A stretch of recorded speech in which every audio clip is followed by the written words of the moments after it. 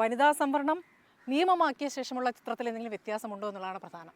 അപ്പോൾ അങ്ങനെ നോക്കുമ്പോൾ ഇത് നടപ്പാക്കിയെന്ന് അവകാശപ്പെടുന്ന പാർട്ടിക്ക് അത്യാവശ്യം വനിതാ സ്ഥാനാർത്ഥികളുണ്ട് BJPക്ക്. പക്ഷേ കോൺഗ്രസ് CPM അതല്ല ചിത്രം.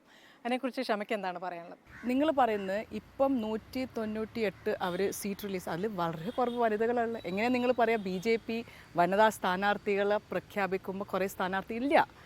നിങ്ങൾ വെറും കേരളയിലാണ് നോക്കുന്നത്. പക്ഷേ ഞങ്ങളത് ലിസ്റ്റ് ഫുള്ള് വന്നിട്ടില്ല. കേരളയിലെ ലിസ്റ്റിൽ ശരിയാണ് കുറവാണ്, പക്ഷേ ഓൾ ഓവർ ലിസ്റ്റ് വന്നിട്ടില്ല. അത് BJPയിലും അങ്ങനെ സ്ഥാനാർത്ഥിയില്ല.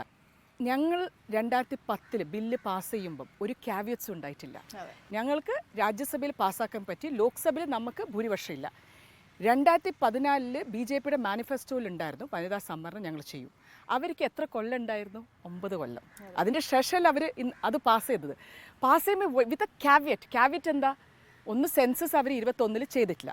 രണ്ടാമത് ഡീലിമിറ്റേഷൻ. ആ ക്യാവിയറ്റ് ഞങ്ങൾ വെച്ചിട്ടില്ല. എന്തുകൊണ്ട് അവർ ഡീലിമിറ്റേഷൻ വെച്ചത്? അതിൻ്റെ അർത്ഥം ഇപ്പോൾ 545 സീറ്റ്സാണ് ലോക്സഭയിൽ. ഡീലിമിറ്റേഷൻ വരുമ്പം 200 അവർ ആക്കും.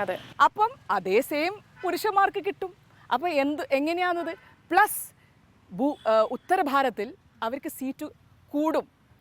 അതെല്ലാം അതുകൊണ്ടാണ് ഡീലിമിറ്റേഷൻ. അവർക്ക് സീറ്റ് കൂടും, ഇവിടെ കുറയും. അപ്പോൾ ഇനിയും അവർക്ക് അധികാരം കിട്ടും. ഇതെല്ലാം ഒരു ക്ലെവർ ഗെയിമാണ്. പക്ഷേ കോൺഗ്രസ് പാർട്ടി ഇതൊന്നും ആലോചിച്ചില്ല. അവർക്ക് വെറും സ്ത്രീ സംവരണം, അതാണ് അവരെ ഒരേ ഒരു ചിന്ത.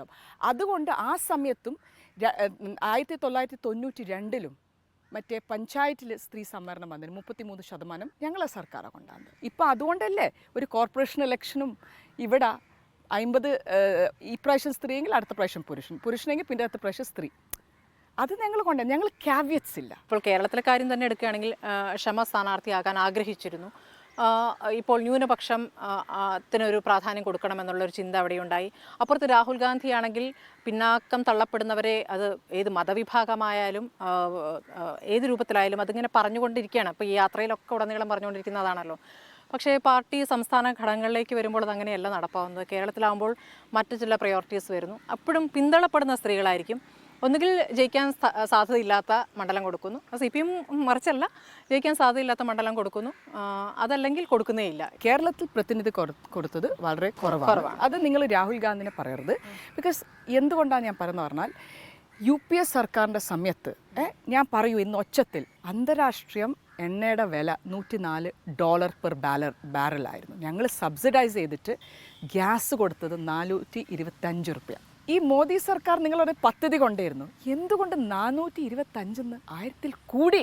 നിങ്ങൾ മനസ്സിലാക്കണം, കൂടുന്നുണ്ടെങ്കിൽ ഒരു 600, മാക്സിമം 200. ഇത് എവിടെയാണെന്നുള്ളത്. എന്നിട്ട് ഇലക്ഷൻ വരുന്ന സമയത്ത് 100 രൂപ കുറക്കാൻ. അപ്പം അതെന്താ കാണിക്കുന്നതെന്ന് പറഞ്ഞാൽ, ഞങ്ങൾക്ക് പുല്ലാന്ന് ഈ സ്ത്രീകൾ. ദിവ്യ